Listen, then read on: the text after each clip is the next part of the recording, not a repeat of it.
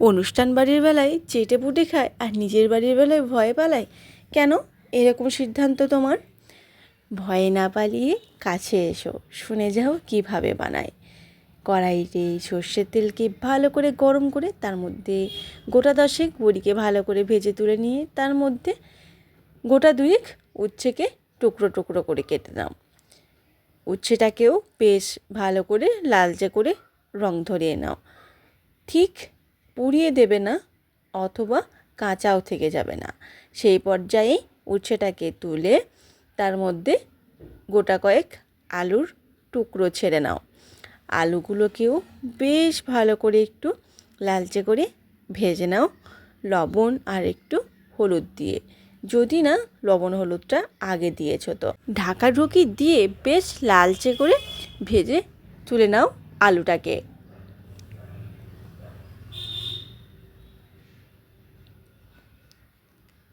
বেশ, আলুর মধ্যে বেশ একটা সুন্দর সোনালি রং ধরে গেছে। এবার আলুটাকেও কড়াই থেকে চটপট করে তুলে নিই। তারপর কেটে রাখা কাঁচা কলা, সেটাকেও আমাদের একটু লালচে করে ভেজে নিতে হবে। সেটাও ঢাকা দিয়ে, তাতে করে কাঁচা কলাটাও বেশ ভালো সুসেদ্ধ হয়ে যাবে। এই দেখেছো, কাঁচা কলার মধ্যেও কিন্তু বেশ ভালো একটা রং ধরে গেছে। এরপর চটপট করে কাঁচা কলাটা নামিয়ে নাও। কাঁচা কলাটা নামিয়ে নেওয়ার পর বাকি যে সবজিগুলো, সেই সবজিগুলো দিয়ে নাও।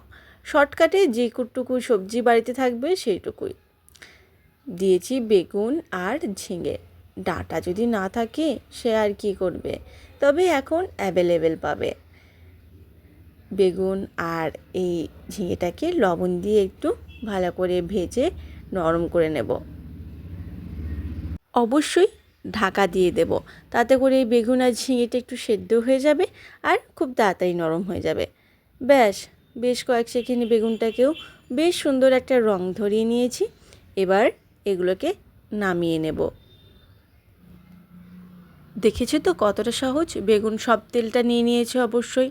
আবারও তেল দিয়ে তেলটাকে বেশ ভালো করে গরম করে নিয়ে একটা শুকনো লঙ্কা আর একটা তেজপাতাকে দু টুকরো করে দিয়ে তারপর একটু বেশ ভালো করে নাড়াচাড়া করে নেওয়ার পর দিয়ে দেবে হাফ চামচের মতন হলুদের গুঁড়ো, যাতে না ওই তেল ছিটকে তোমার গায়ে এসে তোমার জীবনটা ওই তেজপাতার মতন হয়ে যায়।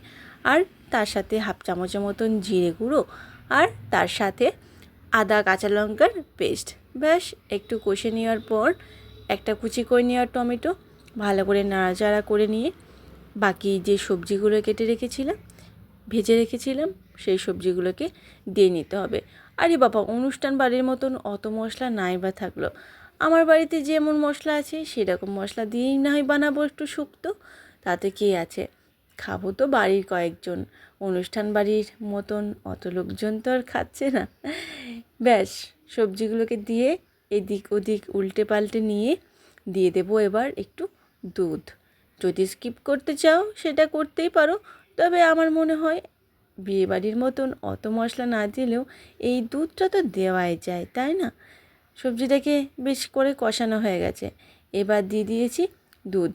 দুধের সাথে কিছুটা পরিমাণ জল দিয়েছিলাম জানো তো, যাতে করে সবজিটা আমাদের বেশ ভালো সেদ্ধ হয়ে যায়।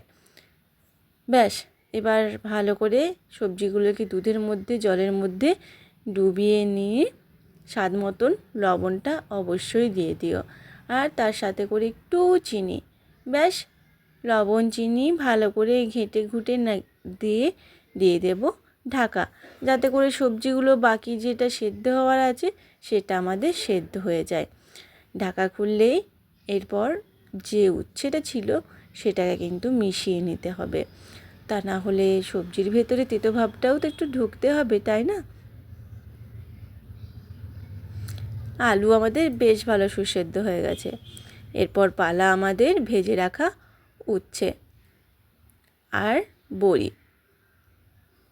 উচ্ছে বড়ি সব চলে গেল। উচ্ছে বড়িটাকে একটু বেশ সবজির সাথে নাড়াচাড়া করে নিতে হবে হালকা হাতে এইভাবে।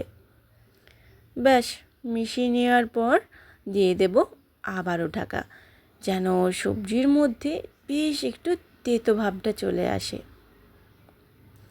ঢাকা দিয়ে মিনিট কয়েক ফুটিয়ে নিলেই প্রায় রেডি আমাদের শুক্তো, ঠিক অনুষ্ঠান বাড়ির মতন।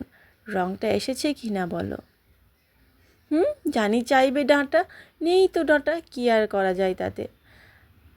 সবশেষে একটু ঘিটা অবশ্যই দিও, আমি কিন্তু স্কিপ করে গেছি। নাও, তোমার অনুষ্ঠান বাড়ির শুক্তো এক বাটি তোমার জন্য রেডি। এবার খেয়ে দেখো তো কেমন টেস্ট হয়েছে। কই জানালে না তো।